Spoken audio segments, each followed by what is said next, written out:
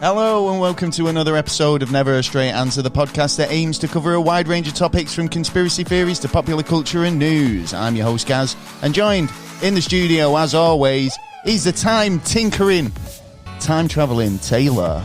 Yeah! Good evening, thank you. Whit-woo! Yeah. And welcome. Welcome to another astonishing edition of the Never a Straight Answer podcast. Thank you for joining us, new listeners, as well as repeat offenders. Keep repeating. From across the globe. Oh, yeah. Across the cosmos. Oh, yeah. Yeah, man. Well, eventually. Something like that. It's around the stars or somewhere, hanging around. Well, we've got a top-notch, absolutely storming episode for you today.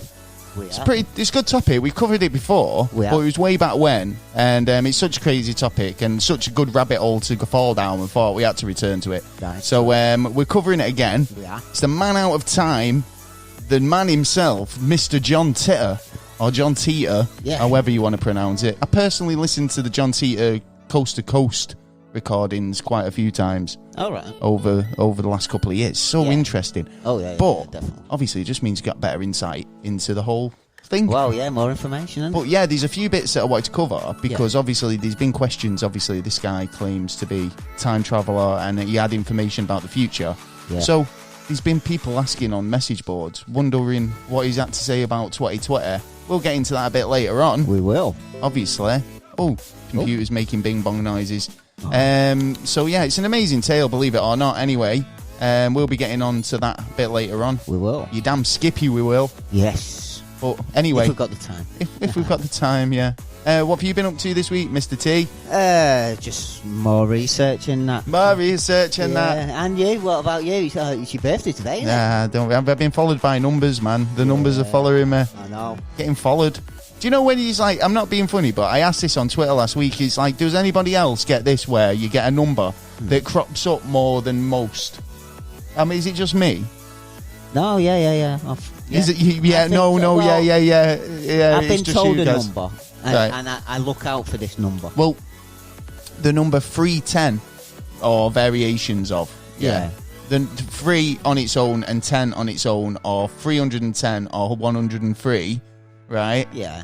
It crops up too much for coincidence. I'm going to get called crazy in the comments, but is it Unknowing? That film Unknowing, where it's great. No, I'm not. This is down to like we was working for somewhere, and I was staying in hotels, and like two hotels in a row.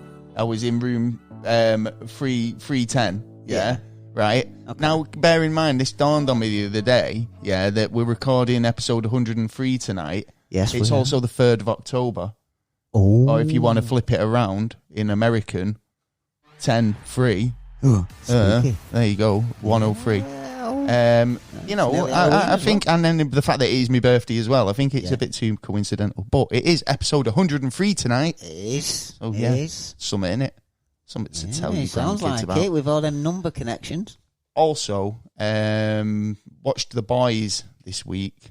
Oh yeah, I forgot the last episode. I've got to see that. Oh yeah, because we've got one away from the season finale. Yeah. Let's hear it for the boys. Oh yeah, good show, man. Good show. Yeah, see, I told you. Are you getting into it now? Yeah. Well, I watched all the first series. I'm mostly through the second series, so yeah, I think I'm into it. Into it, yeah. Season 2's been ace. I just hope they don't fucking cut it off. They just keep amazing me every episode with the amazing graphic nature, and then it's like so they keep one-upping themselves every episode. So we'll see what they've got for the season finale. Watched a really good Netflix movie today. Oh yeah, Jamie Foxx film. Okay. Also got the guy who plays Robin in the Christopher Nolan Batman third one with Bane. Do you know the one who they set up to be kind of Robin? Yeah. You know who I mean, don't you, that lad? He was in Third Rock from the Sun as the Chavi, the young one. Right? Well, he's in a movie with Jamie Foxx available on Netflix at the moment called Project Power.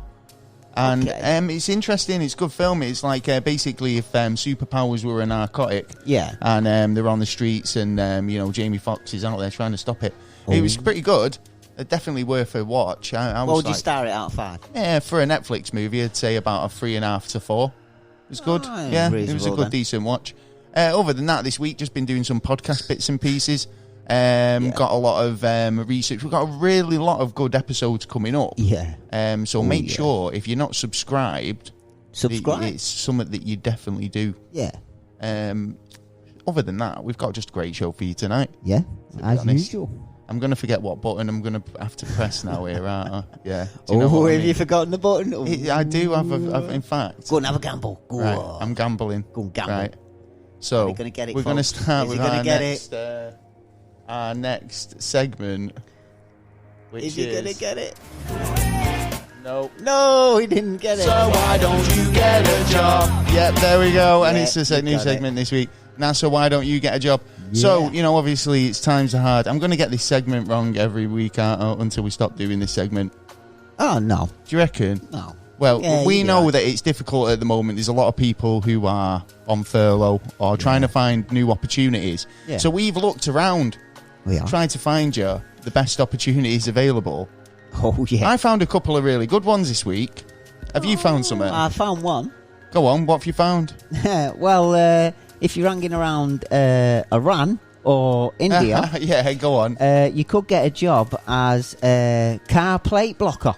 A car plate blocker? Yeah, because there's laws over there in other countries where you can only drive your car like in the city at, like if your number plate is an odd, and then the next day even, then the next day odd. Seriously? Yeah. They're looking at bringing it into... so what, British, somebody goes around changing the number plate to make it more... No, they just sit on the back or the front of the car so the cameras can't see the number plate. Instead of paying someone doing that, why don't you just get something like cardboard and cover it? You just need something that, like Knight Rider, where it just kind of flips up and down, blocking the, when you go past any cameras or whatever. I don't know how much are they paying for that. Oh, it's not a lot, but the hourly rate would be what, roughly about $2, well, something like that. Well, you're on there for a couple of minutes, going through the city, and then you jump on another car, get paid. Yeah, but that's it. What if they just burn off and leave you for dust, and you're there like you've done your job, if you need blocking someone's reg, and now all of a sudden you thought, no. Yeah. Well, tie yourself to the car. Then. Have you ever heard the term, was boring as watching paint dry? Oh yeah. Well, you can actually do it for a living. Oh my. No joke. Oh my. Some people actually earn a living. Sorry, I've got the burps. Podcast burps. Make a living from watching paint dry. A man in the UK currently has the job, and he spends his days painting sheets of cardboard to test how long the paint takes to dry, and he watches the change of colour and texture. Well, I suppose that's a technical job, isn't it? Well, you've got nothing else to say about that. Yeah, I think that's, do you know what, right? That's actually it's like watching paint dry, isn't it, really? Well, it is, but, there is a science behind it. I can imagine this guy, he puts a bit more into it than just watching it. After 30 seconds? I think some people might think that there's a bit of a DOS job. Do you know what I mean? But I think for the right person, for the right candidate, that one's a good one. Well, it depends how technical they want to do it. What about a snake milker? Yeah, why not? A snake milker obviously collects venom and poisons from snakes. I'd do that. Puts it in a jar. Yeah. Do you know what it's used for?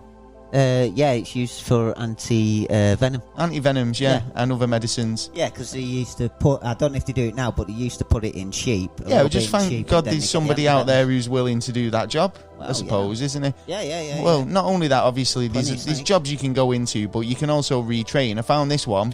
You can be an ethical hacker. An ethical hacker? Yeah, you can get a degree in ethical hacking from Dundee University. You can also basically learn how to, hack, but ethically. Because obviously companies want to learn how to, not be hacked, I suppose. So they want the people who know this stuff to be in. I'd rather go to London and be a pizza tester. A pizza tester? A pizza tester, yeah. There was a job going in London for in one shop where you'd taste the pizza and give the grades of the flavours. I suppose that's all right. But do you just get paid in pizza? Well, no, that'd be a bit shocking, that, if you're eating pizza all day and then you get, do you want a slice of pizza? Oh, no, that's it. That's your wages. You've eaten your wages, trust. That'll be it. I want more than that. Oh, well, at least a cup of tea with it. Well, there you go. You've got plenty to go on there. I'm sure if you were interested in any of them jobs, you'd be able to find them online. Also, if you wanted to get involved in any of our segments, if you see a job that you think's just absolutely stupid, or you have got a kind of a story from your local town, basically anything that's a bit spooky or, you know, an urban legend that's happening in your local area, get in touch and drop us an email at neverstraightanswer@gmail.com and tell us what's happening. And we could feature you on the show. Yeah. So, this week, it's riddles. Oh, yeah, my riddle day. Yeah. No. It's not my, it's my riddle this week. Yeah. For you. Me, yeah. Yeah. Yeah, I've got to get my brain. I got mine last week. You did? Let's see how Taylor's going to do. Yeah, probably piss poor. You know, yeah.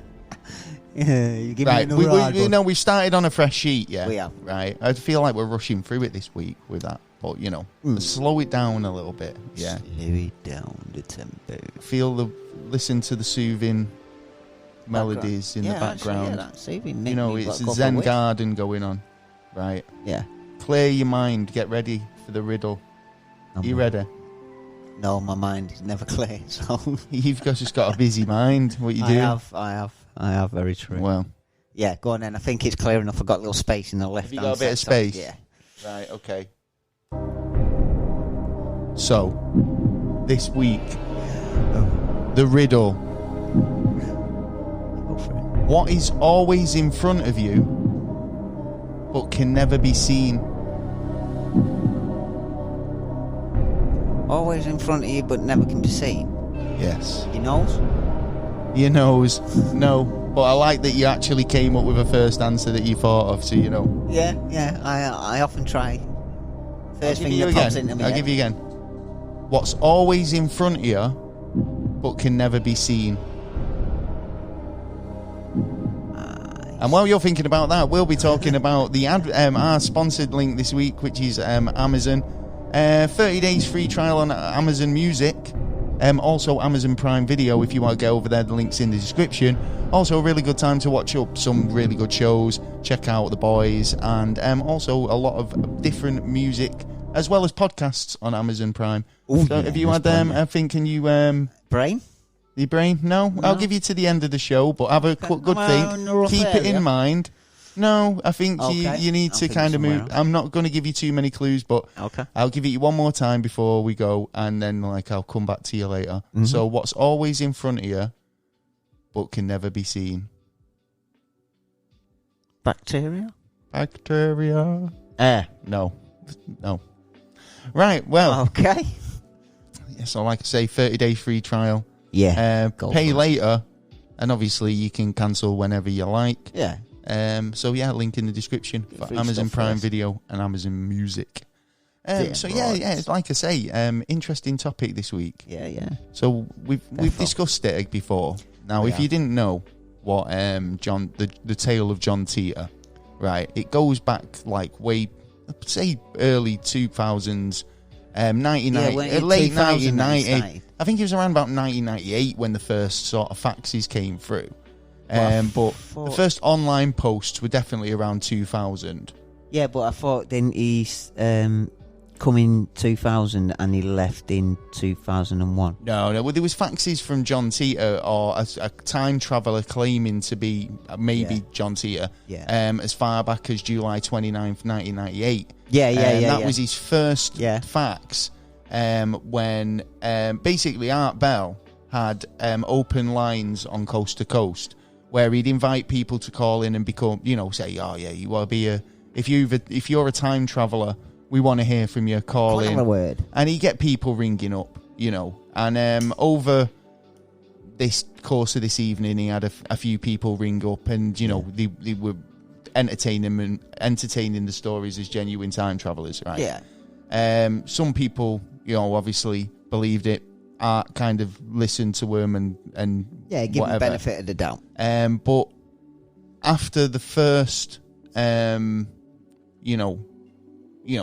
the first evening, he received a fax from John, from somebody claiming to be a time traveller themselves. Yeah. I'm just trying to find the fax now for you. because I've actually got the original facts that they sent. Well, I do know. So the first one was, right, so he said, "Dear Art, I had to fax you when I heard the other time travellers calling in from any past times, any time past the year 2500, AD." So he says, he doesn't buy that. So he says, "Please let me explain. Time travel was invented in 2034. So offshoots of certain successful fusion reactor research allow scientists at CERN, so they were bearing in mind this is 1998, right, to produce the world's first contained galaxy engine, so there are some sort of some sort of engine that can kind of control black holes or something like that. The basic design was involved to basically change magnetic fields, right, by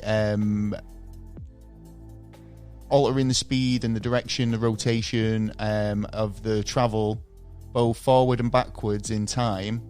Itself can be understood, and time itself can be understood in terms of connected lines. So he's basically saying about like timelines as being like, do you know, like we were talking about how it's branches off rather than being something you can change. Yeah. So that's what he's going on about. So it's like connected lines in terms of that's how he understood it. When you go back in time, you travel to you can travel back to your original timeline, but when you turn the singularity engine off, a new timeline is created due to the fact that you have then, you know, basically the fact that you've started a new timeline. You basically started up a time machine. Yeah. Do you know what I mean? So it's like, what he's saying is you can only travel from when that time machine was first switched on. Yeah. Which is actually true because, I know, sorry, I've gone around the houses with that a bit. Well, no, that's actually pretty true because he's a physicist at the moment who says that you can actually do that, and he's built a machine that is able to send particles back, but you won't be able to send it back anytime prior to when the machine's built because there's got to be a point when he put the particle in. Do you know what I mean? Yeah. And then he's only sending it back to another point in that origin of the machine being on. So it's like he says occasionally he switches the machine on and a particle appears and he doesn't know when he sent it, but he assumes it's from some time in the future. Yeah. Do you know what I mean? Yeah. But then he's got to remember what time and date he's got. Well, no, he doesn't. Well, no, he doesn't know when he sent it. It just sends and reappears, doesn't it? But then he couldn't have really gone back then if you. Well, no, he can't go back. Well, no, John's saying he went back and well, not now. But how do you know that this guy who's invented a particle time machine now, which is able to send a particle back in time, right, isn't the precursor for John's machine that's invented in another 15 years?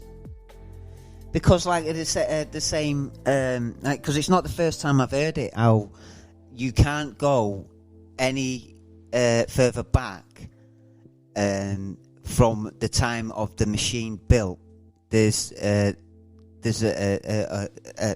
paradox. He's saying you can go back, but you know he's going into another multiverse. And if you think about it, creates a new timeline, which is only 2.5% different to where that's he come right from. Yeah. And he says, I think in one interview that I said that if he tried to get back to his own timeline, it wouldn't be the exact timeline that he left from. It'd be a percentage of a difference. There's parts of it that it doesn't really work for me in the way of one thing he says. I mean, I want to skirt through like his kind of his introduction quickly because there's so much to his story.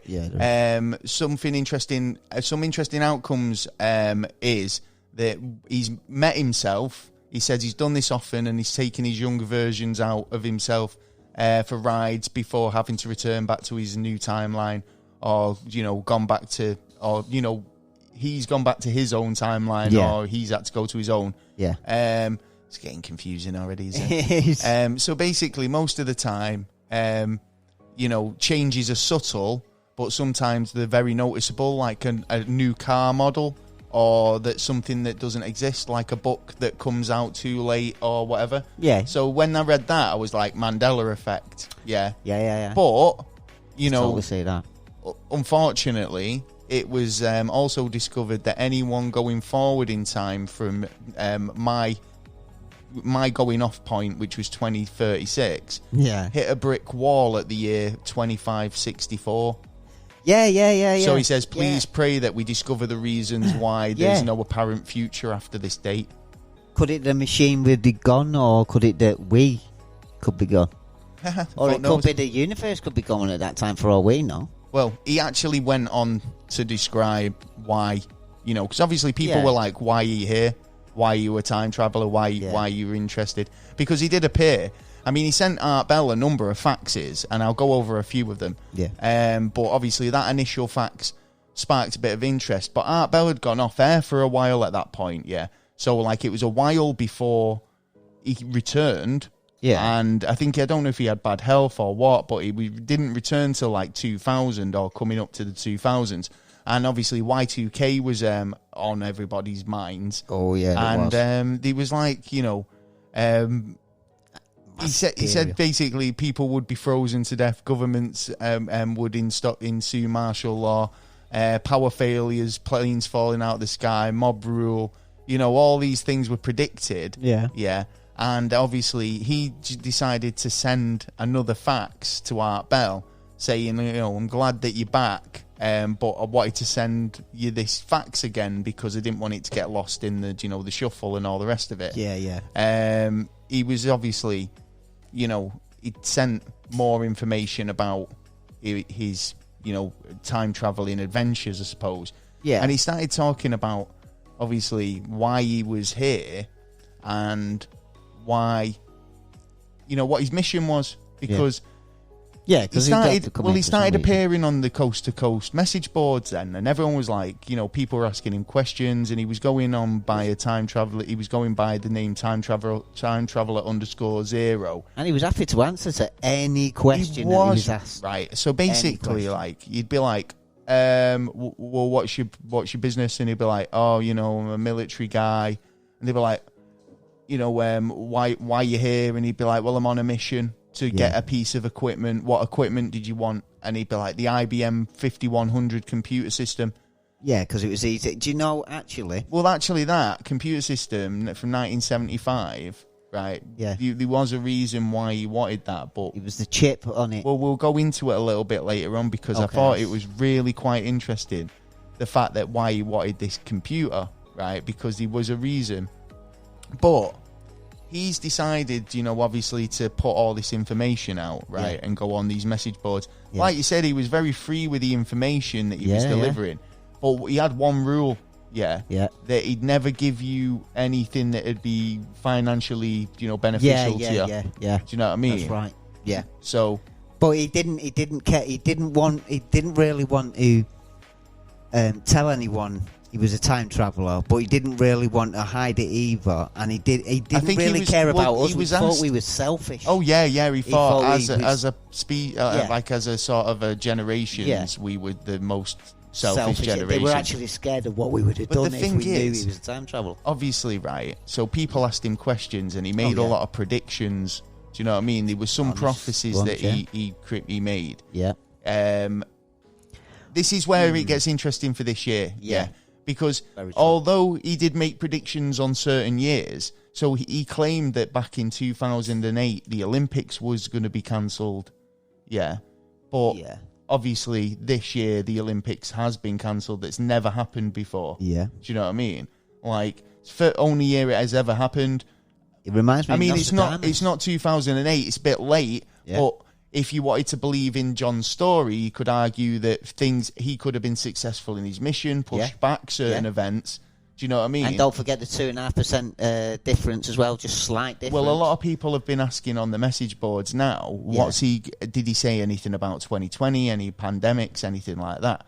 And apparently he did go on about mad cow disease and say that there was a big outbreak that fucked a lot of people up. Yeah, he sure did. You know, and still does it today. is a bit interesting. So, like I say, he's gone on the message boards, and it's interesting to, like you say, he'd answer any questions about the future, about history. Yeah. He was quite happy to. And, you know, it's like, say, you know, if I'm, you know, I was trying to think of an example earlier.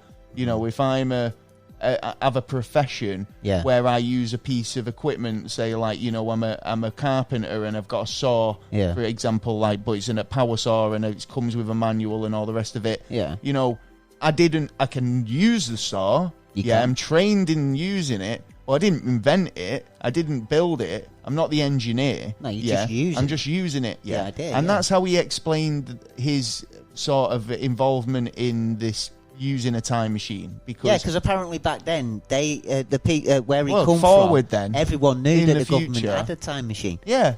Well, this is it. It's like these are like the Space Force now. It's like the Time Force, and he's actually got a logo. For their brand or their logo, their sort of what's it called? Their department of sort of space travel. I think it's really interesting that whenever anyone asked him for evidence, he was able to provide it. And like I say, he claimed that he was just an operator, right? Yeah. So he was a military operator. Just like the carpenter with the bandsaw, he's just been given a piece of equipment, and he said that. He says, I'm not an engineer. I can give you the gist. Just been in the war. I can give you the gist of it. We'll get to that in a minute, we'll give you the gist of how it works, but we generally speaking, he didn't exactly know what was going on. Yeah. Right. But he produced a manual. That is true, yeah. Detailed manual. Now, the manual itself is pretty interesting because obviously it had blueprints, and nobody'd ever been able to work out what these blueprints belong to. Because if you think about it, if he's just whipped them off a toaster oven or something, there'd be some sort of... Someone would find that eventually. Yeah. Yeah, and there was never any, argument to say that these weren't, bespoke, one-of-a-kind documents. That's true. Well, quite actually, interesting. There was a guy, a clever bastard, if I do say so myself. He went and patented it. He got all the documents and patented it. Did he? Yeah. So if anyone ever invents the time machine, he's got the fucking rights to it. Yeah. Well, clever lad. Clever. So the idea being, right, so, going back to John, why he was here, right? So apparently he'd been sent back to, the 1970s, 1975. Yeah, that's right. Around about that time to get an IBM 5100. Right, and he was supposed to collect this computer, and he was supposed to just come back to his normal time. But he stopped off. He was mobile. That's why he picked that, because they were rough machines, but they were like massive fucking things. Yeah. Well, this is it. The time machine that he got, he said he could fit it in a car, which makes me feel like Back to the Future. It's a bit DeLorean, isn't it? Yeah. So it's like he was able to put it in a big, reasonable car. Yeah. And he was able to drive it around. That's right. So he was after this computer, right? Now, you were saying there was about a chip in it, right? Now, there's actually proof behind this as well. Oh, yeah, but the thing is, over right? Over NASA. Well, the idea being, right, the IBM 5100 had a capability that not very many people knew about at the time. That's right. John just came out with it. Yeah, he said, well, we need this computer because it's got a way of talking to other machines that other computers don't. It's got a machine language that we need to use to fix something in the future. So we need this computer. It's hard to find another working we haven't got the model. Yeah, and do you know what? If one thing time travel is good for, it's collecting objects. Yeah, and pieces of kit that you need or can't get hold of anymore. Yeah. So he's gone back, but he stops off, doesn't he? He stops off in 2008 for some reason. Yes, that's right. And I think he was like, he ends up going to his parents, and staying with his mum and dad. But the weird thing was, at the time, he claimed that he was living with his mum and dad and himself. Right. Yeah. And that there was a young lad called John Titor who he was living with, and it was himself. Yeah. So this is where it starts getting bizarre now, because it's like, why did he want to go I mean, he wouldn't say why he was back in, town to visit his mum. It was all personal. But, he was able to prove to this woman, this couple, that he was their son in the future. Yeah, exactly. Well, he must have known details that, like, no other people, things in the closet and stuff like that. Well, yeah, I mean, stuff that was relevant for that time period as well. Do you know what I mean? It's quite, it's still quite fascinating. And it was, and going back to the computer, there was even more proof in 1977 because NASA had the same issue.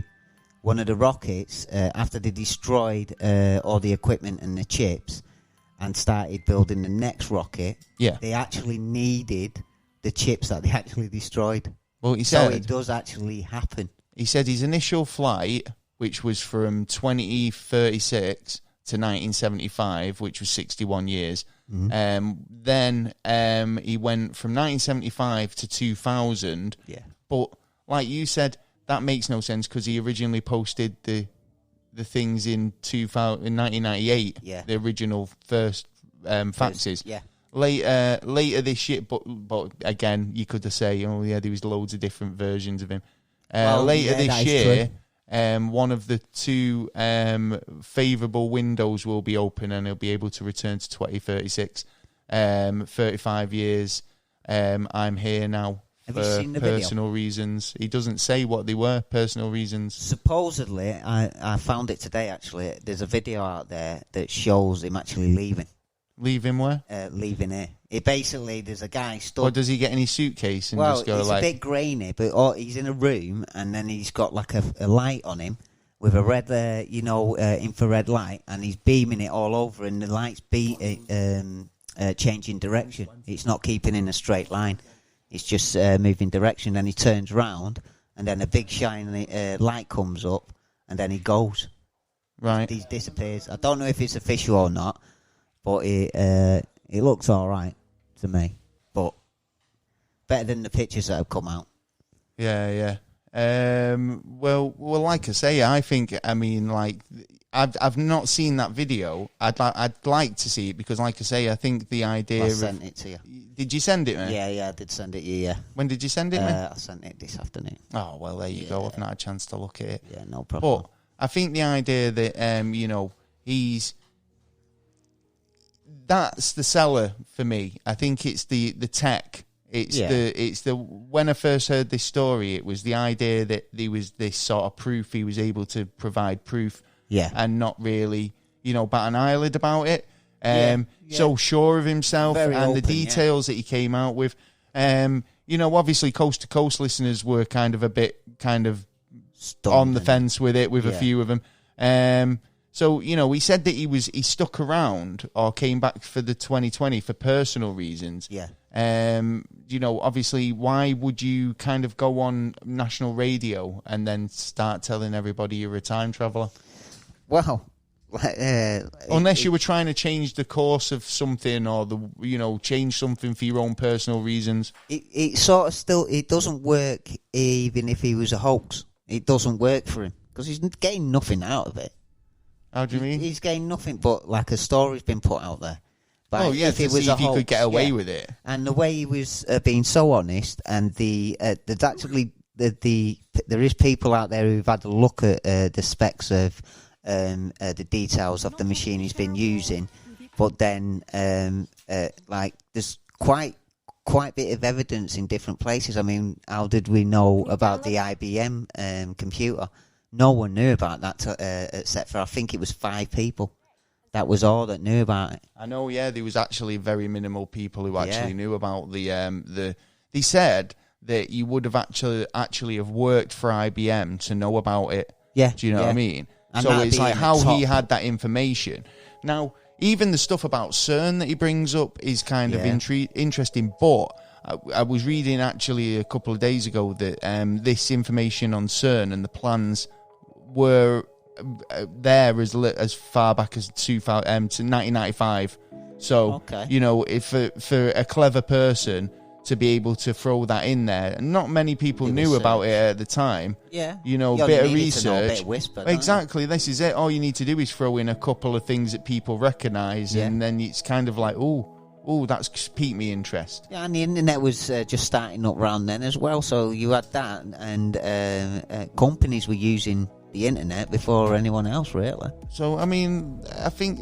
So the idea is, like, you know, it's rather... This guy's legit, yeah. I mean, like I say, he's delivering evidence. He's, you know, he's very convincing in his story. Yeah, he is, yeah. Or it's a massive hoax. And if it is, who's orchestrating it? And who gains? What do you mean? Well, yeah, exactly. There's got to be a gain. Well, someone's got a gain of it. Do you think, like, movie rights or book deals or whatever in the future? Well, no, it's been, 10 years? And, like, as far as I'm aware, there's been no movie about it. There's only been... I reckon there probably will be at some point. Yeah, but by then, he's probably gone off to, like, Mars or something. You know what I mean? It's one of them. I mean, the story is really compelling in certain areas, and it's like, is it not? But then there's a lot of evidence coming out now, and like a bit on the news that I'm going to say later on, there's more evidence coming to say you can time travel. I believe you can. So I mean, they proved in physics. I think they've already proven it's theoretically possible. Yeah. It's just how they managed to do it. Yeah. You know, John Titor didn't actually start calling himself John Titor until 2001. When again he rang up the Art Bell. He actually made his first post on the Art Bell forums. That was when he first appeared on there. Yeah. And obviously from there, everybody started asking him the questions. And this is when all of the predictions... Were you known as John Smith at first as well? Was it John Smith? I think John Titor. Yeah. I mean, the name itself's a bit of a random name. Well, do you know what I mean? But honestly, do you think, like, these time travelers walking amongst us at the moment?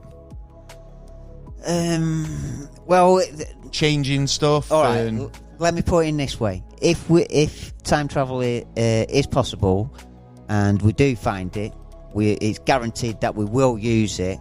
And if we are going to use it, then we have time travelers around us now. Well, here's what he predicted. He said there'll be civil war. Yeah. Technological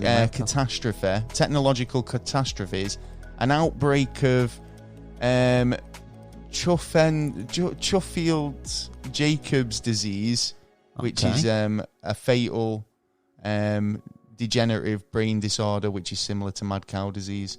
Oh, say.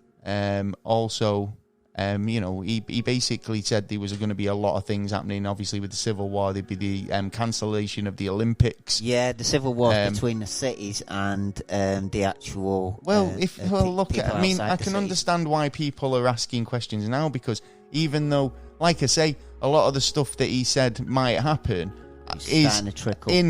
You know, if you want to look at it, it depends how kind of, you know, you've envisioned it, you know, how grand of a scale. Yeah. You know, when someone says, oh, there was a bit of civil war, well, you could argue now there is a bit of a civil war. There is, you know, the country's own citizens fighting against governments. Yeah. That's a civil war. And each other. You know, and each other, exactly, you know. So, and then you've got these diseases. So I can understand why people are coming out and saying, I wonder why, you know, if he said anything about this. Yeah.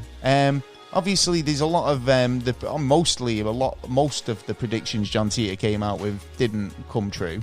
Yeah, but the thing on the Civil War respect that in the time frame that he put out. But the thing on the Civil War thing about the people who are in the outside in the countryside to those in the towns, it's always actually been there. Well, he described the Civil War in the United States, which starts in 2004, and he describes it as having a Waco type event every month. Yeah, that steadily gets worse. Yes. And the conflicts will, you know, keep going until. They reckon, it's going to start like that, and then civil unrest is going to happen, and then basically martial law. America's supposed to split up into like 5 sectors. You're not allowed to move from one area to the other without any any passes and that. You'd have to being at a certain time. If you want a doctor, you could get a doctor with a cart and a horse, and it'd take 2 weeks for him to get to you. Apparently, loads of stuff happens after a supposed World War III that comes up. Well, pretty fast. Titor's predictions were met with quite a big mix of healthy scepticism, I should imagine. Yeah. And obviously on the Art Bell forums, there was dozens of people who were, saying that it was all a load of bollocks. Yeah. But there was a lot of people who questioned him and believed what he was saying. Oh, yeah. There's plenty of examples, and if you want to check the message boards for Coast to Coast, I think the actual original posts are still there. Yeah. Have a little read? Well, in the Art Bell, here's one post. He gets he posted in January 2001. So obviously 30th of January 2001. I get no pleasure out of being right when it comes to CJD disease, war in the Middle East, or suffering people in faraway lands. There's nothing like the look on someone's face when you tell them 100,000 people will die tomorrow. Whoa. He was very kind of dark with a lot of his, tweets, but it was almost like, I feel sorry for you. Do you know what I mean? Like, that's how the vibe you get from it, don't you? It's almost like you said, it's I pity your generation because you're just so wasteful. And you don't understand what the future holds for you. And he recommends that people start learning. But that was the thing. But that was the idea, survive. though, because he kind of said, maybe we needed that to learn these lessons. Yeah. Do you know what I mean? So totally. Just look how many lessons have been learned recently because of current events, and still not learned. Well, instead, in some respects, his time machine. I want to get into this a bit, okay? Right, because obviously, it sort of reminds me of the, when we was talking about the chair the other week. Your crazy chair. Yeah, about the problems that they were having on the side, because it seems to be one on one side, one on the other side. It seems to be the same kind of deal, that kind of energy, so you could open up the time. Well, that's it. It's manipulating sort of black holes, I suppose, isn't it? Yeah. I mean, the complex diagrams of Titor's time machine, they've been investigated. Definitely. And obviously made by somebody with knowledge of electronics. Yeah. But they've no understanding of, basically understandable function. Didn't they even try and make one? I'm assuming somebody probably has tried to make one, because they are, like I say, they are. They do have an understanding of electronics and where things go, and the genuine blueprints for something, but nobody can figure out what they're for. I bet the government's trying to make one. This guy, Martin Polman, he's a programmer. He says he's got a degree in physics and engineering, and back engineered this based on John Titor's post. Oh yeah.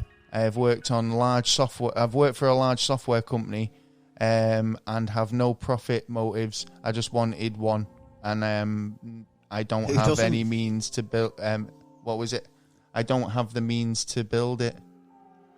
So this is the guy. This is the guy who put a patent out on it. Yeah. Well, there's got to be an element. I've actually got the patent here in front of me. So it's method of gravity, distortion, and time displacement. Yeah. And it's actually got a United States patent application. The 6th of April 2006. Goodbye. Good on you. Oh boy, yeah, man. But I mean, did he build it? Did he get a good trial run out of it? Well, it doesn't matter if anyone builds it. He's got the specs, and he can turn around and ask for the money, or tell him to stop, or claim it off him. He's basically got the power over it. Well, he says he patented the time machine because he had to do something whilst he was going through chemo. So, he just did it just for a laugh, I think, just to keep his spirits up. I believe, I'm not too sure about this, but I believe he ended up being in contact with some agencies. Oh, right, okay. Yeah, so I believe, there's a possibility that he's trying to help the government or agent to try and make one of these things. Well, it is it's very kind of interesting, and like I say, the 5100, the time machine, the 5100. I think his whole story. Now, like we said earlier, a lot of his predictions are wrong, right? Or didn't happen when he said they were going to happen. Yeah, but now, could you argue that? Yeah, but no, but could you argue? Well, yeah, no, but that's the minimum. That's the very minimum, or one of the minimums. You know what I mean? Yeah. It's like there could be a maximum altered universe. True. It could be wrong. Where it's total, and maybe that in his timeline, where he's lived through this timeline where everything's fucked up and the civil wars and all the rest of it, and he's been sent back as an agent for a reason. Yeah. You don't know what that IBM computer was for, or if it was a real case where, what was it? What was that movie? 12 Monkeys. Oh yeah. Yeah, where he's sent, on a mission, but what he does or the information he gathers is able to kind of like change things. So maybe he was successful in his mission in the respect that it was able to stop what was happening there and change the course of our future. Yeah, but not necessarily has to be for the best of our future. Our future, like John Titor was saying, like he wanted World War II to happen, and the reason why he did was to get the selfishness out of us and to get us back to the path where we should belong, basically. That we're not ruining ourselves, we're not ruining the planet that we're on, and like everything's living peacefully, life lives on. But yeah, well, it's just crazy in some of the ideas and that. I mean, I was hearing him talking about what actually happened after the war, and people got up, they went to libraries and universities because that's where the books were, so they can learn, and then they ended up fortifying them, spending a lot of time fortifying them, and then going out and crops, water was desperate. Everyone would be desperate for water, and whoever had a gun and water was basically the ruler of them tribes. And then little sectors got together, and then they had like bonfire nights. Religion come back, but Saturday was going to be the Sabbath instead of the Sunday. He says that like life was, in a day, in a normal day, you'd be like looking for and making your crops, dancing in the evening. Apparently there's plenty of dancing going on, and basically everyone started getting enough. But then you've got to consider what happened. Well, he actually at that deadline. Well, I mean, on the timeline. When he was on his obviously, I mean, I want to go back to his family, because obviously he was staying with so-called parents. I mean, what he would have had to explain to them for him to kind of bring him into the home, for them to accept him as the son, that's crazy enough. But he ended up getting a bit of a relationship on the forums with a woman called Pamela Moore. She started asking, John a lot of direct, detailed questions when he came into the 2000 forums. Yeah. But I think she was basically like very obsessed with time travel anyway. Do you know what I mean? And she said actually she had detailed dreams of time traveling back in 1998. So, she was, wanted to understand. Yeah, something in the dream was saying. She carried on having kind of conversations with him and stuff like that. And then, like, she's ended up having emails regarding John.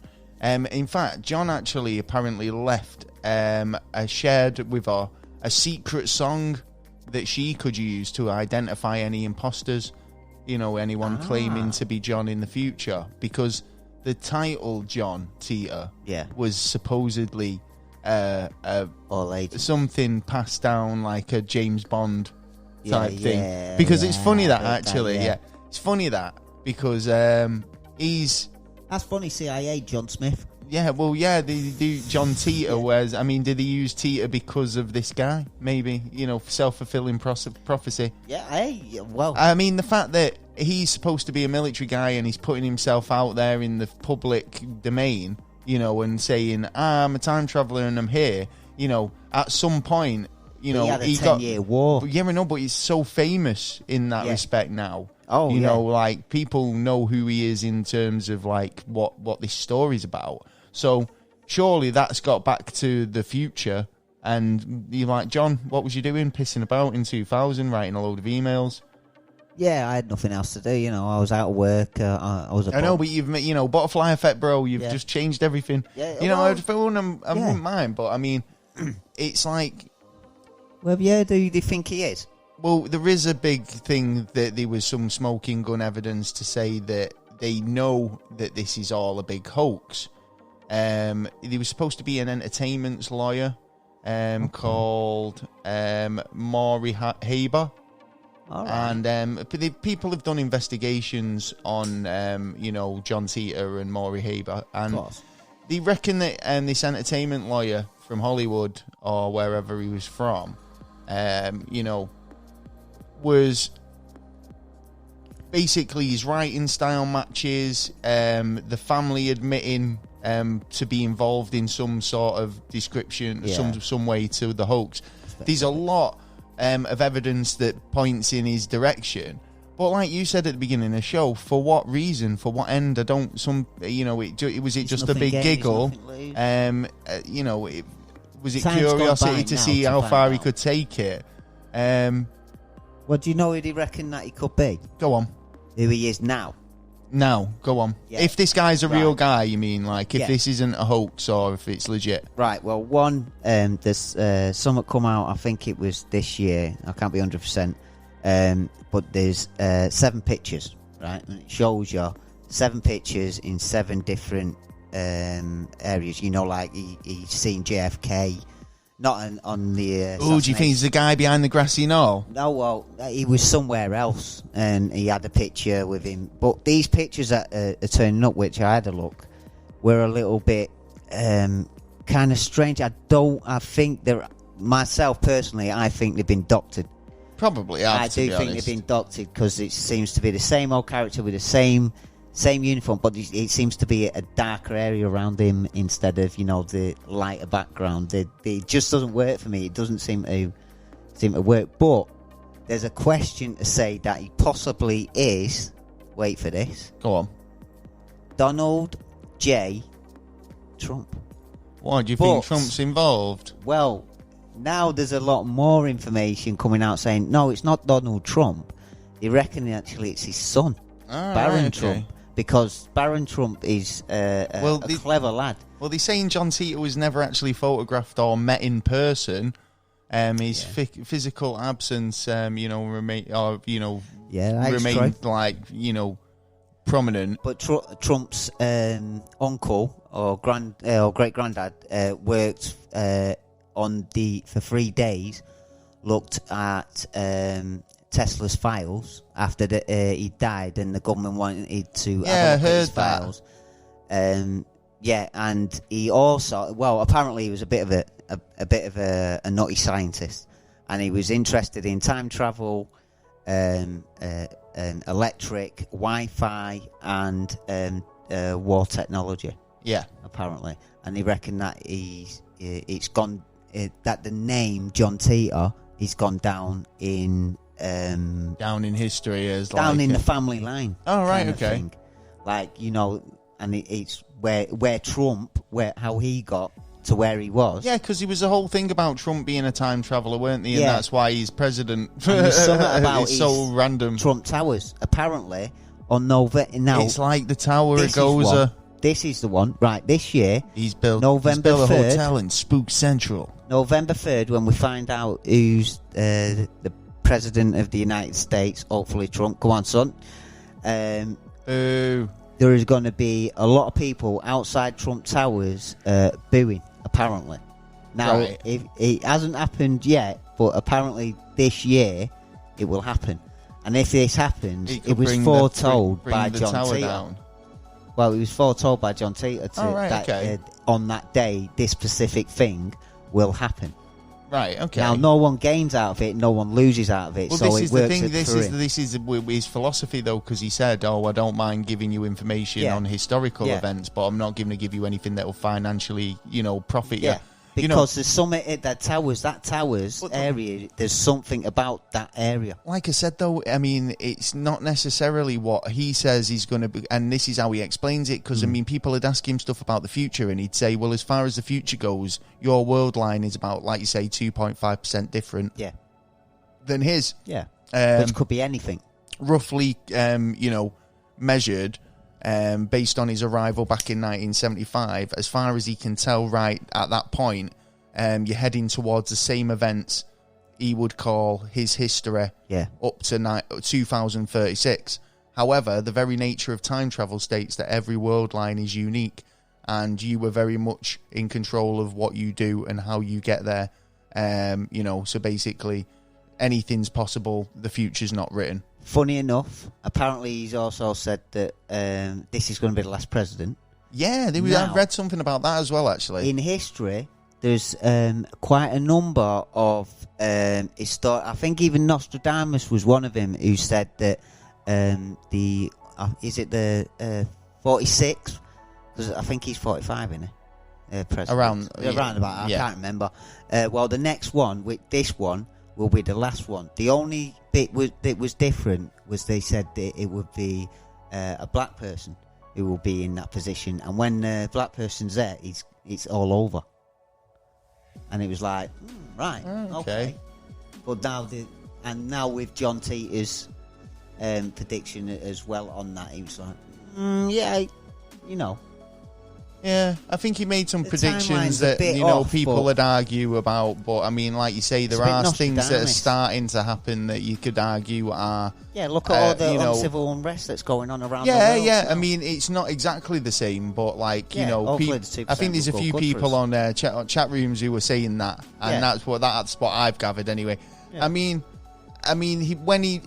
He was around for a while. There's been some people who've come back and said, they were John Titor since. Yeah, that's true. John Titor 2. Yeah. And 2.0. They've all kind of claimed that they were not the original John Titor, but another agent of the fucking time traveling. The time traveling circus. But he did leave a parting message. He says, "I'll be leaving this world line shortly, and this will be my final post."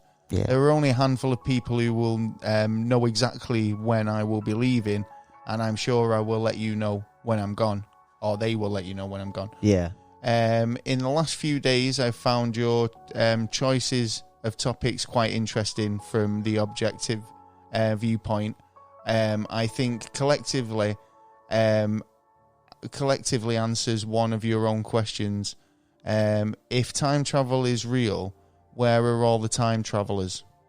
In the past, I have stated that, quite frankly, you were all scared the hell out of me. Yeah. And I'm sure other time travelers temporal drivers would feel the same. But now I have to expand on two examples. So this is basically him saying, he thinks we're all horrible bastards. Yeah, we all need a good kick up the arse and look, do it this way because it's better for us and it's better for you. What? He's basically giving us a kick up the arse. Well, that's what he's saying. This is what's going to happen, and I hope it happens because at the end of it, we'll all come together and go, oh, yeah, you know what, we were a bit idiots back then. Well, yeah, I think that's basically the idea now, isn't it? I think if this guy was just... even if it is a hoax, the message is kind of a shock wake-up call, isn't it? It's something that's going to go... feeling it now. People are going to look around and go, oh, actually, I should maybe take notice of this. Well, yeah. You know what I mean? Yeah, I totally basically, agree. He starts talking about an experience he had with his family, and another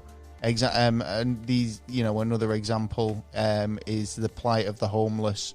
Yeah. When you pass them as individuals on the street, I see the way that people choose to, basically choose an alternate path to avoid them. Yeah. This is... avoid eye contact. It's not the way to treat people, is it? No. So, people... He's kind of saying that, these are two things that he's picked up on our sort of society. Yeah, we're too busy, too fast. It's too fast and too busy that you've got to do, you've got to be, you've got to do everything, and nothing in between has got to get in your way. Well, he basically says he was only leaving at this point now because it's the window of him getting back, and he didn't have a secret agenda of any sort in our world line. But he was on a mission, but obviously... But he can't get back, though. That's the thing, can he? Well, he came to 2000, and then there wasn't another opening to get back. But will he get back to his original timeline? Yeah, it won't. It'll be 2% out or 2.5 out. Yeah. So you know what I mean? So then that original timeline would still have the same experience, and so basically they're cutting their throat to save other universes in effect. Yeah. You know what I mean? He says his interactions with everyone on this timeline was not a direct mission parameter, but it was a secondary mission protocol based on standing orders that were given to all temporal drivers. The secondary objective is basically to gather as much information on the world line as possible. He also said, though, he said that he was actually posted a lot of these thingies as a marker for himself, so we'd know that he was already there, or would have seen, we might have seen that post, and thought, right, yeah, shit, he's or whatever. There was a reason why he said he posted them, but it's a good tell so that you were there, I suppose. Yeah, it's a good marker. Well, this is it, and now he says it. What amazes him is why nobody wonders why Y2K didn't hit them at all. So he's trying to say that he's responsible and he stopped it. But he spent billions on. But it says bring a gas can with you for when my car dies on the side of the road. Farewell. I mean, John Titor. Like I say, the idea that it was a hoax is a bit elaborate. I think the whole story is elaborate in itself. Yeah. But for the reason why this guy, what was he called? I keep going to say Maripovich. Maripovich? He's not called Maripovich. He's called... Which guy? The one who patented it? No. The entertainment's lawyer, Maury Haber. Why would... there's a lot of evidence to say that he did it. Like I say, there's penmanship that links him. These family members who've turned around and gave him up, basically. He gigs up. But it just seems a bit of kind of a far-fetched, elaborate hoax.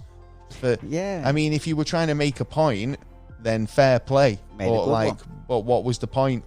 You know what I mean? Probably. So I think I like the idea, and you know what? It's more believable for people to think it was a hoax than actually believe it could be true. In a way, it's sort of like a Bible kind of way, because everyone wants hope. Hope they win that lottery ticket tomorrow, so you don't have to worry about anything. Yeah, but one thing John Titor does is he doesn't give you hope. He basically says you're living in a shit time. Wake up, people, otherwise it's going to get worse. Yeah. He says he's from a future that's not that great. Well, I don't think he's actually stopped it. I think he's just warned us about it, but it's not going to stop it along the time. Again, but it's like, we've always said, that you mess with, and in fact, what was it, Robert Downey Jr. as Iron Man says it, if you mess with time has a tendency to mess back. And it's like, if he is a time traveller and he's basically stopped Y2K, stop this, stop that, it's like, well, how long before it just resurges? Yeah, do you know what I mean?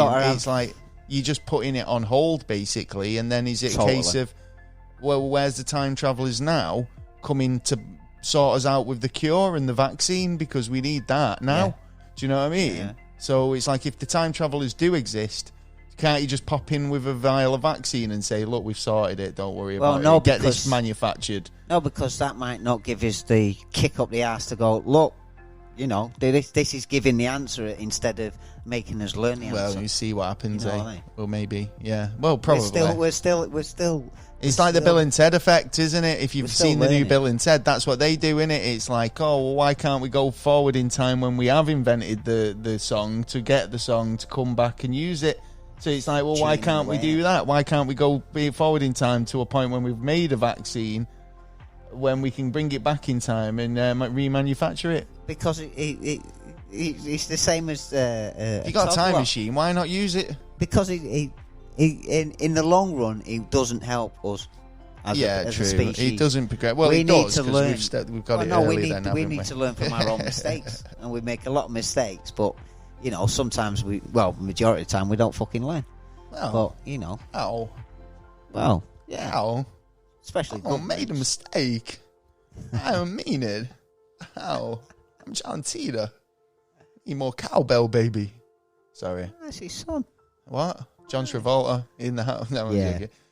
So that's it. I mean, that's as far as a John Titor we're going to go through today. I think it's too big of a story. I mean, if you wanted to get bogged down with all the details, we'd be here for a 3-parter. But yeah, let us know what you think. Do you think it's a big hoax? Do you think there's actually some merit in it? We'd love to hear from you. Leave us a comment in the old description or in the comments section. Oh, yeah. And let us know what your thoughts are. Yeah. Other than that, where are we up to? What have we got next? News? Yeah. Oh, really? Yeah. Well, in that case, it's the news! Ha ha ha ha. It's the news, and we've looked all over the internet for the bestest news we could possibly find you in around 25 minutes. Yeah. Now, actually, we've got some purling stories tonight. I have got to admit.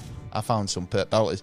Firstly, you've got a story for us, haven't you? I've got one to do with time travel. Travel. Well, supposedly, Australian scientists from Queen's University have proven mathematically that it is possible to go through time, and they've actually... Have you not been listening? ...solved the problem of the grandfather... paradox. Yeah, it doesn't matter. The grandfather... It doesn't matter about the... You don't need to solve it. It doesn't exist. Well, it's been solved. Well, go on. How have they solved it? I don't know. I'm not the scientist. I'll tell you how they solved it, because it doesn't... If you want to go down them roads of parallel universes, then, like I say, you could easily go back and kill your grandfather. Well, it's to do with general relativity. Yeah, because your past is not your future. It's classic dynamics. If I go back in time, that's not my past. It's my future.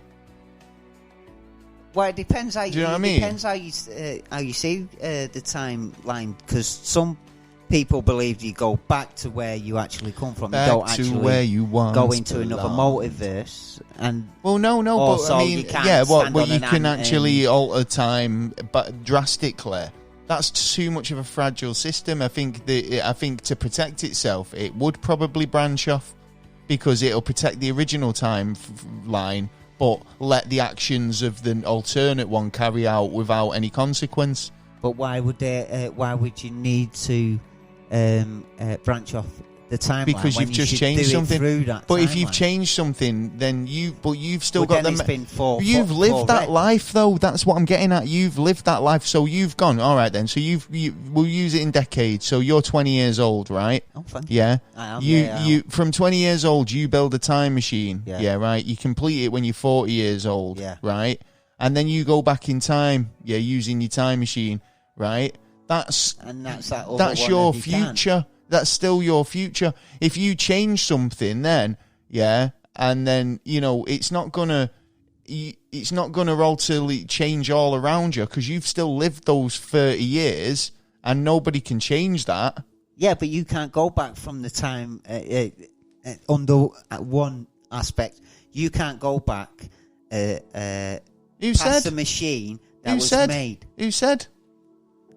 That's one theoretical theory. One theory, yeah, that's one theoretical theory, and that's one theoretical theory. You don't even have to acknowledge that if you don't want to. Do you know what I mean? But there's also just ones because you can jump to just because somebody said, "Oh, you can't travel back further than when I invented the machine." It's like proof's in the pudding, isn't it? Well, really? Exactly, and nobody's proofed the pudding yet. So well, we don't know it. I mean, if John Titor is supposed to be real, then the machine might have had to have been made like, I don't know, 40. I agree. If you're going to be sending if you want to send particles back or whatever, then fair enough. Or single particle. But the problem is that's a stationary machine. Trillions. It's a stationary machine. Yeah. Yeah. So, if you want to send somebody back in time using a stationary machine that's bolted to the ground, then you wouldn't be able to send anybody through time prior to the invention of the machine being invented and installed, right? That is the only time when I agree with that. Unless, that's why it's prudent to put your time travel in a machine that travels, a mobile machine. Well, yeah, I don't disagree about that. That's the reason why you have a car traveling time machine, even. Yeah, well. So, there you go. Yeah. Anyway, I've got this story. Go on then. Poundland, which, if you've not heard of Poundland in the overseas, Poundland is everything in the store is £1. £1 or lower. £1? £1 or lower. There's a variation. There's Pound World, Poundland, pound. Everything pound. under £1. This and that. Everything over the pound. Right, so Poundland has started to sell Ojo Ouija boards. Yeah, so as a Halloween gimmick, but they've basically started selling Ouija boards. Ghost hunters have warned Poundland that their £1 Ouija board could unleash deadly demons. So why are they selling them then? Well, Paul Masters has warned deadly demons could be unleashed by the £1 Ouija boards. Hold on, so we're talking like, if they're in the hands of anyone but mediums. There's a lot of black arts going out there then, isn't there, really? Well, they've just stuck them up in fucking Poundland, haven't they, for £1? Saying, here, kids, contact the dead, only £1. Yeah, you don't want to start messing with that kind of stuff. All right, kids. Ghost hunters. Do you want to contact your auntie, your old lady, your grandma? Oh, look. Paranormal investigators have slammed Poundland, apparently, for selling OGO boards or OG boards. I think it's bang out of order, boards as part of its Halloween promotions. Don't fuck with this, you don't know. Paul, he's warned them of deadly demons. Said they could be released if they're not in the hands of used in the hands of trained professionals. They'll end up with splinters, man. He's a member of the True Paranormal Events UK. And he said, he was gobsmacked to see that spirit boards were on sale for £1 in his local budget store in Hull. Naughty Hull. Well, I know I'm going to get one for £1 now. Should we do one on the show? Halloween. You can do it on your fucking own. I ain't doing anything with that. You been listening in any of these ghost stories? Yeah, well, that's what I'm saying. It's first-hand experience, innit? What, you want this place haunted now, then? Right, go on. Got any news? Oh, yeah, God. You keep getting ghosts. Go on, poltergeists. It is a weird one for you. Go on. We're having some sound issues and technical issues tonight. I do apologise. We are. MIT. MIT is at Michigan. In what's that? Oh, I can't remember. Hang on. MIT is in the university, Michigan. Yeah. In Institute of Technology. Hey, yeah. There you go. It is. Well, they're trying a new experiment called targeting dream complex, which basically they've got 25 volunteers. I got a dream complex, and basically the volunteers have a little kip in the afternoon, and then just before they go to bed, they put these little gloves on for monitoring, and then they go to an app. And the app tells them what a certain, let's say, a tree. Think of a tree when you're in your dreams. Right. Now, they put your phone by your bed. You go to sleep, and then when the machine fills, you go into like a REM sleep. Well, like a REM sleep, but you're awake, but you're asleep as well. You're right on that edge.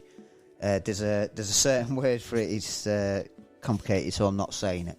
Yeah. So technical. Yeah. You're in between sleep and not. Basically. So basically. So you're more suggestive. Yeah. So the machine will tell, and then it will tell you something like, think of a tree, think of a tree, think of a tree, and give you certain suggestions. And 76% of the volunteers it's actually affected them. They always remember a tree, and as it's continuing, it's getting more. Do you not think that's deep. Because it's like getting them while they're still kind of conscious, so that tree's still popping in their heads? And why would they want to learn that kind of shit, man? Well, why would you want to be able to tell someone to do something or dream of something? You're just reminding me of that. What's it? The Winter Soldier. Like, totally, yeah. We're going to say a load of phrase words to you now. Are you a sleeper agent or something? Well, it's under hypnosis, supposedly you can't do it. I'd love to have someone in about hypnosis, actually. I think we've emailed a few people because, I think the idea of hypnosis and, like, suggestions really interesting. Especially on the unconscious mind. Yeah. And how, like, you're saying people in that sort of situation absorb information, I suppose. Yeah. But apparently the suggestion is thrown across, but your conscience takes control and... if it's wrong, it's wrong, it will stop. A song popped in my head then, but I can't remember what it is, and I wasn't confident in singing it. Okay. Something takes control. Have you got a cig? I can pinch. Sorry. Yeah, I've got a cig. Totally. Have you got any news? Yeah, I have actually. Yeah. So, obviously, President Trump has been diagnosed with coronavirus. Yes. Well, do you know the blind mystic Baba Vanga? No. Well, of course you do. We've talked about Baba Vanga a couple of times on, prophecies and predictions. Oh, yeah, the blind woman. That's the one. Yes. Yeah, she's basically a mystic. She comes up with some prophecies and stuff like that. Best predictor after Nostradamus, apparently. Exactly, yeah. She's also known as the Nostradamus of Balkan. Is it Balkans? The Balkans. The Balkans.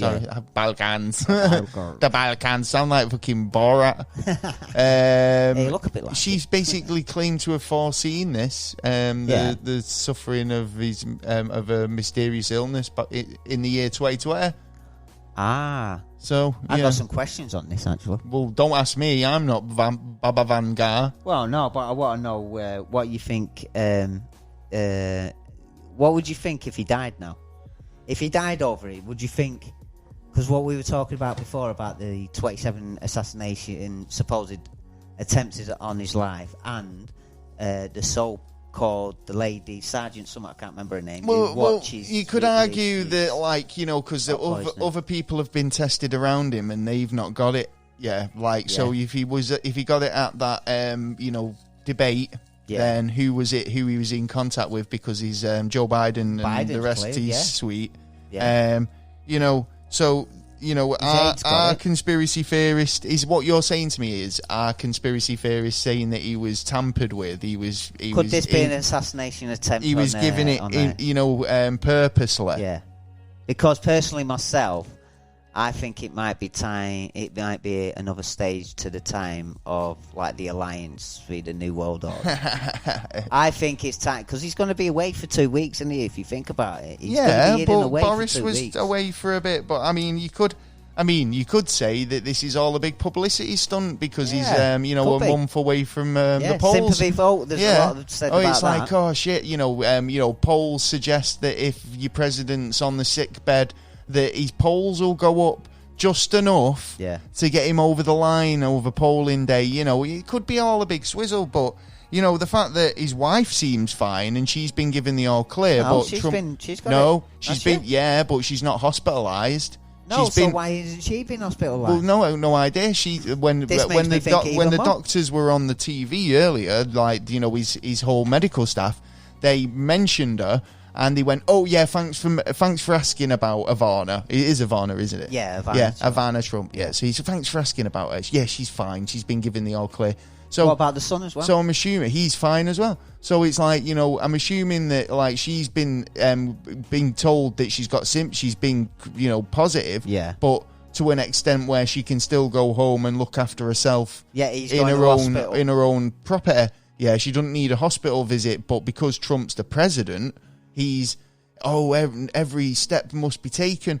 Or it could be, like we say, he's sat in a room, just can't be asked with any more rallies and just wants, to be left alone for a bit, and this is a good out. Do you know what I mean? Oh, I'm poorly. Well, I don't think I think he's doing something behind the lines. Well, you said this. It could be something else going on. But he's getting his, Trump's hitman squad out. He's going to get in his tactical gear, jump out of some helicopters. They've just taken down another human traffic organisation. Trump did?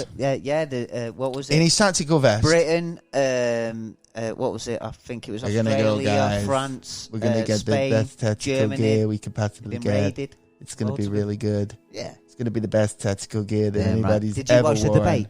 I did watch the debate. What did you think? Thought it was a joke. I thought it was quite laughable. Why is on Biden? What are you talking?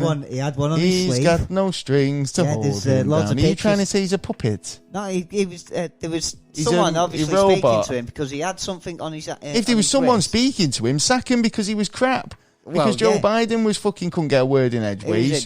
Trump was talking a load of bollocks. It was like if that is the pinnacle of American fucking government. And, I just don't get it. They apologised, didn't they? They said, sorry for the interruption. We just got hold of two old men having an argument. It was supposed to be a debate. It was like two old guys arguing over dominoes. What they want to do next time then, microphones. So they can turn each other's microphones off when they're giving it.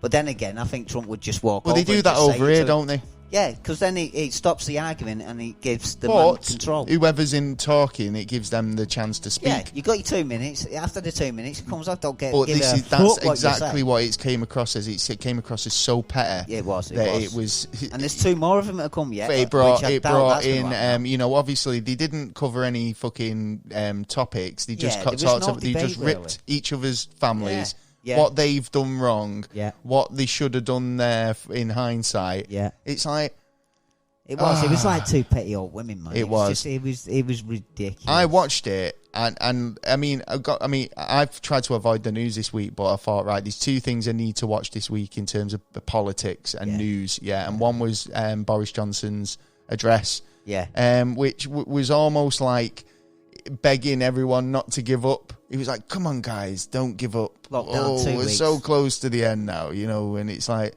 everyone knows that there's a lockdown coming. Liverpool's just been locked down. We feel it in our water. Yeah, they're definitely. We feel it in our council pot water. Yeah. And it does seem that that's what's going to happen. Yeah. So I think. Sorry, boys and girls. Live life to the fullest while we can. I think that's the feeling. So you're going to have another 2-3 weeks of quietness. Then you're going to then all the fuckabouts on work and Amazon. I just don't want creaming for Christmas. Yeah, we'll see what happens over Christmas then. Well, I've got a couple more stories. Yeah. Have you got much more? Oh yeah. News. I've got a funny one. I'm talking about Amazon. Saying they're going to cream it. They've been in trouble. Amazon have been asked to remove a distasteful Halloween mask. Oh, Corona. A Corona mask. Oh. Yeah. A couple of them have gone on sale. That masks that look like the COVID-19 virus have been pulled from sales after complaints. Thinking about it, you could wear that around, couldn't you? Really? $14.59 these masks were on sale. Not on Amazon no more. Well, they were. There'll be another outlet that'll be selling it. In bright green and red. Yeah, because they will. Somebody's made them, haven't they? Yeah. But this is what I was talking about, capitalism, mate. It's like people are that fucking daft that, they think, oh, that's scary, innit? And it's a joke, and it's a laugh, let's mock it. But it's all the people that have died as well. You've still got to be fucking sensitive to the families of people who have, suffered through this. Oh, yeah, definitely. And will continue to. So, bear that in mind. Come, man. When you, I don't want to sound like a fucking old fella, but, it's true, innit? Yeah. Really? Yeah. You might think it's funny. After each other, man. It's all fucking fun and games until somebody gets hurt. Yeah, and there's a lot of people who've been. Well, a spokesman for Amazon said all sellers must follow sellers guidelines. Yeah, and obviously these do not. Distasteful. Comply with those. So we'll be removing all of this product. Rightly so as well. Good on you, Amazon. Yeah. Amazon. Good luck. Go on. What have you got? Right, well, if you go to Lincolnshire Zoo... I thought you were going to say if you get a Lincolnshire sausage. Yeah, go on. No. If you go to the zoo, there was a bit of a kerfuffle going on there for the last couple of weeks, because they had 5 grey parrots that were egging each other on for swearing. They love it. They absolutely love it. They're all going, parrots, fuck you. So they had to separate them in different sections because they were going that mad at it. They absolutely loved it. They absolutely loved it. So, apparently people were happy at first, but then because of the little kiddies and that, you can't be having the parrots. I remember seeing a minor bird on holiday and it swore. I think it said something a bit kind of racy. And I was like, hey, I like this guy. See, but these were doing it constantly, all the time. And it was only when they were all put together. They were just egging each other on, apparently. Fair enough. Yeah, so they had to be... Funky parrots. But yeah. Oh, I seen this mad story, mate. Check this out, right? You're going to love this. Right, a New Jersey hypnotist, talking about hypnotism earlier. Oh, yeah. He's been accused of fucking subjecting his clients to an illegal prostate exam. Whilst under hypnosis. Joking. Yeah, Robert Birkener was arrested this week on charges of sexual assault. Dirty bastard. Well, basically them and the endangering the welfare of children as well, and performing medicine without a license. He's 55. He owns his own hypnosis clinic. Yeah. And for both adults and children. Yeah. Clients told the police they visited his office for hypnosis sessions, and during which he allegedly performed prostate exams or asked others subjects to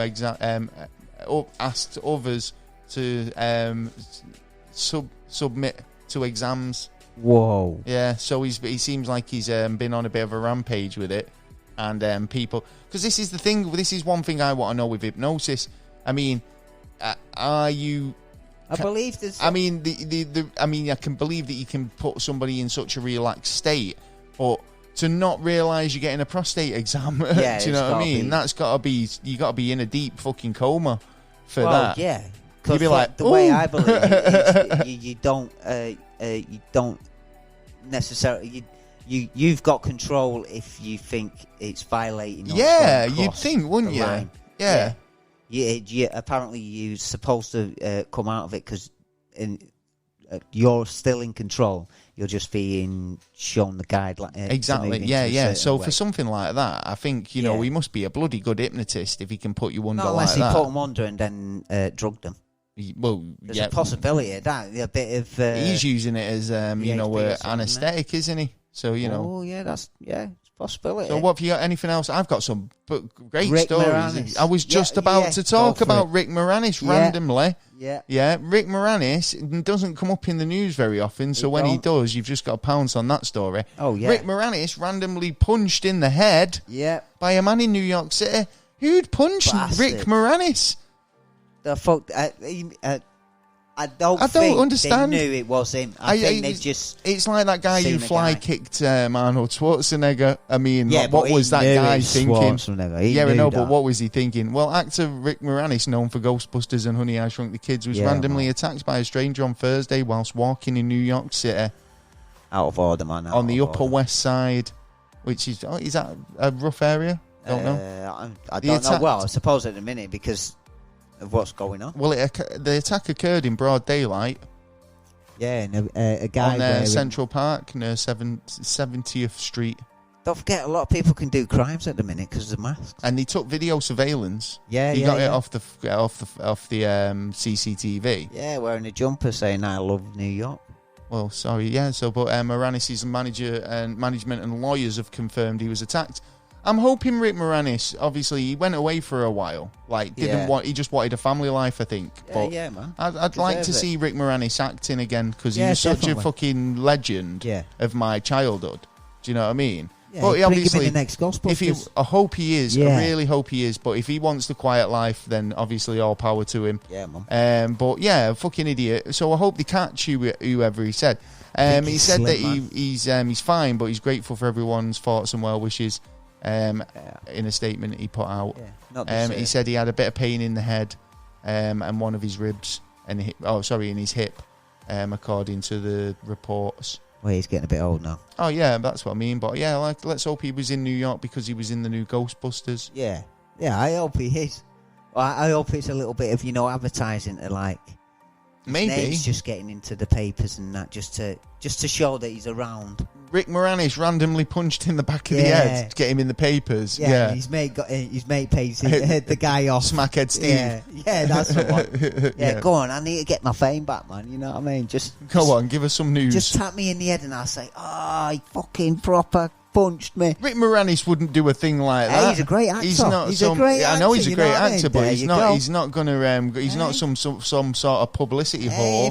Otherwise, I mean, he's recent. You never know. Desperate times, desperate measures, man. He's been out of the spotlight for however many years of his own choice. He didn't want to be in the spotlight. I'm sure. All Rick Moranis has to do to come back into the spotlight is say, I'm in the new Ghostbusters movie. Saying, and every fucker will want to interview him. That's all I'm saying. Conspiracy show here, man. You know what I mean? I know, go on. It might be a bit sus, you know what I mean? You got to flip it on both ends. I know, I say anything bad about Trump and it's, Trump's lying. He's not got corona. No, he's hiding in conspiracy. The He's hiding with Bin Laden. He's hiding in me cave. Come on, give us some news, man. News me up. That's it, man. Have you got none? Yeah, right, I've got a couple more stories. I've got one or two more before we hit the hay. Police break up cult. Oh? Yeah. Well, you do, don't you? Well, yeah, you can. Do what you can, can't you? What? Do what you can. Well, basically, this it was a gathering of activity at Point. Where is it? Morlate. Okay. Yeah. So Richmond's Port Morlate was the scene of some type of cult or activity or gathering over the weekend. Police said it was a fucking gathering. So what was it? Just a load of kids. Yeah, apparently, around 60 people were detained inside the dock building. However, they got rid of the candles and the capes. However, if it wasn't for an Antifa gathering, but rather for some type of cult gathering, it wasn't for anything like that. I think they thought it was some sort of raid like that. Yeah, but it turned out to be some sort of cult gathering. But what was that cult about? Oh, I don't know. Was it Kool-Aid?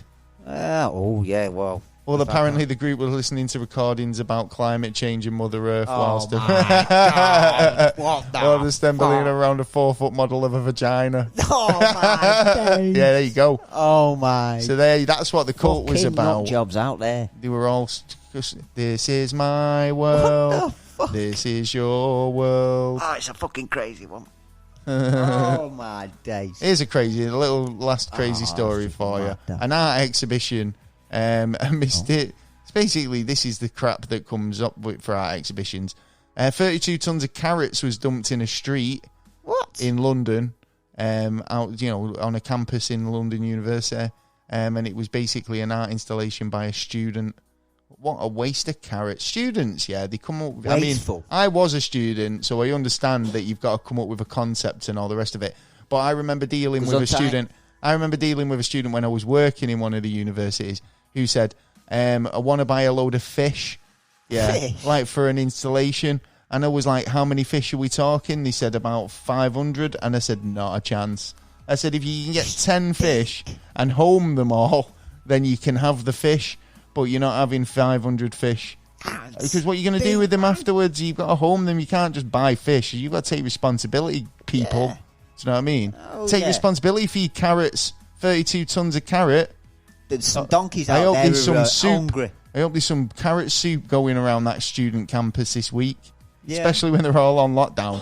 Which is actually, I've got a couple of points to make about this stuff this week. Okay. Obviously, just some observations about the news that I've kind of thought. The government bars is one thing, right? Makes me laugh, right? Because obviously we've all got curfews on. I mean, I'm not a big drinker, so it doesn't affect me in the slightest. Yeah, but you go to a pub and you're expected to track and trace, sign in, all the rest of it. You're expected to, only be able to have a pint up until 10 o'clock and then you've got to go home. The government bar which is located in the Houses of Commons. Oh, yes. Is actually, this doesn't apply to them. It's exempt from the rules. Yeah, so social distancing and, closing times, all that, it's not. It doesn't apply. Why is that? Well, actually, it has just been announced that it's been changed. Good. But why do they think that they exempt from the rules? Come on, that we're like normal citizens and are too stupid to fucking think? Is that what they're trying to say? They're better than us. Yeah. You see, no one's above anyone else. Yeah. We do what they say. But if they put these fucking rules in, then they should abide by them as well. It's not a case of saying, we're going to put this rule in. Oh yeah, we're all in it together, because that's their motto. We're all in it together, and we're not all in it together, are we? Because we're in one boat, and yous are all in the fucking shitty lifeboats. Yeah. So It's I mean, obviously we talked about the students and the carrots then, but I mean, and a joke. But I mean, at the moment, there's a couple of universities which are having fucking major lockdowns in the UK. MMU Manchester, there was 100 cases, which meant that the whole university had to be locked down. But they've been promised to go on for Christmas. Well, that's one thing, yeah. But I mean, where was it in Northumberland or Northumbria? University, 170 confirmed cases, and again the whole university's had to be closed down. Now they're all in halls of residence. They don't know very many people, and they're living with strangers. So tensions are going to get high if there's disagreements or bullying or whatever. But the one thing that really kind of got me was a couple of the universities have turned around and said now that they're going to go, the first year of tuition is all going to be online based. Yeah. Oh, yes. But they've already checked them all in for their own, for the university experience. They've got halls of residence, paid accommodation. Yeah. Right. They've arrived at university for this whole experience, and now for them to turn around and say, I know you've paid for your accommodation and everything, but your first year is going to be online. I'm hoping that these guys are going to be getting some sort of refunds in their tuition, or refunds or trying to get their money back on accommodation, because they've put them in a situation that they didn't need to be in. And I think a lot of parents, be up to the government. Well, I hope a lot of parents, if they were bright, would have turned around and said, "Look, chicken, look, son, look, daughter, fucking deal with it. I know you want to go university, but I think you should wait till next year." I'm not going to kick off that you've not got a job for the next year.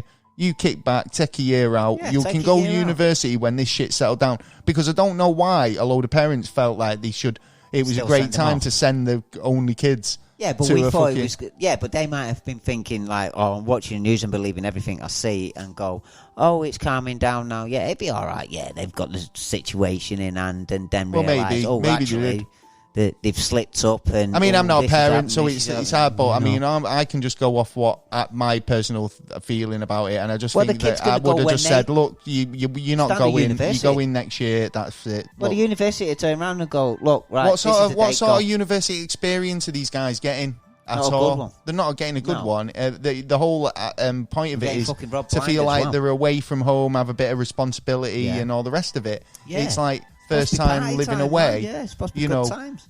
Now, what are they doing? They're all locked in.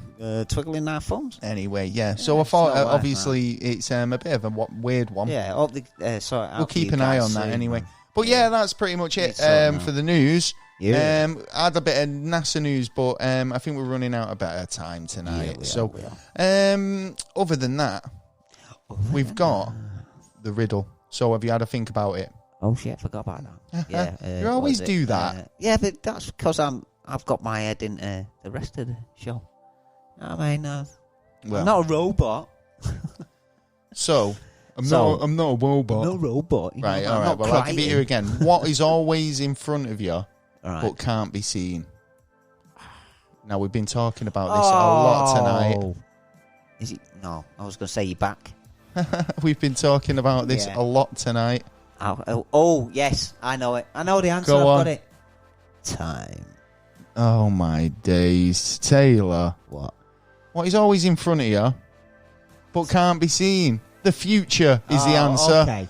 I'll give you half a point for time. Half a point? Oh, come on, Yeah. at least. And I gave you the clue. We've been talking a lot about this tonight. I gave you this riddle specifically. I didn't know that was a clue. Never mind. I never knew it was a clue. Our featured podcast this week is Pod Ask You podcast, brought together by their interest in all things love, of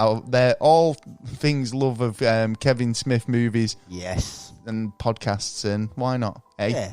CJ and Rico, get together every week to discuss everything movie-related, pop culture, from different coasts. Let's go over and give them a listen. And different generations, So, do you want to listen to the promo? Check it out. Yeah. Welcome everybody to the Pod Ask You podcast. Whoa, dude. No. This is our promo, not the show. I'm Rico. Oh, sorry. I'm CJ, and we're the hosts of the Pod Ask You podcast. We're fans of pretty much anything and everything pop culture, including movies, TV shows, books, video games, comics, music, and of course, Kevin Smith. Now, while we do keep our fingers on the pulse of Silent Bob, he certainly doesn't need our help in promoting him. You got that right. We do our own thing, with inspiration from the man himself and his mantra of why not. We've got stories about celebrities, we've interviewed theories of our own for certain movies, and we can usually tend to have a great debate about anything. We also do commentaries on movies. Sometimes we ask our fans what they want to watch with us.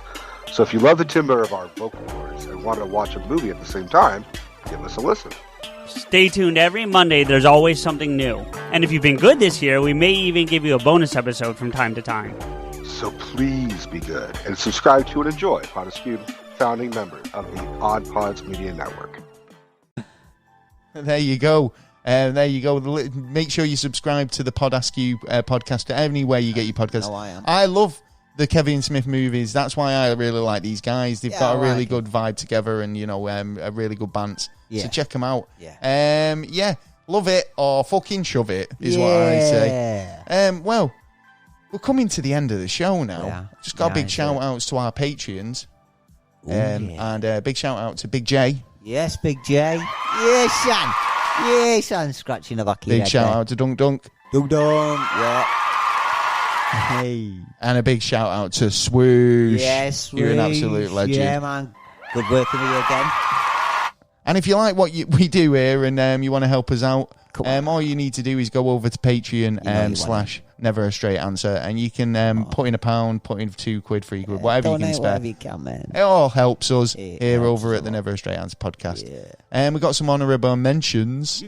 Big shout out to Jimmy Evans. Big shout out to Jake. Yes, Jake. Liz Reader. Lizzie, yeah. Big shout out.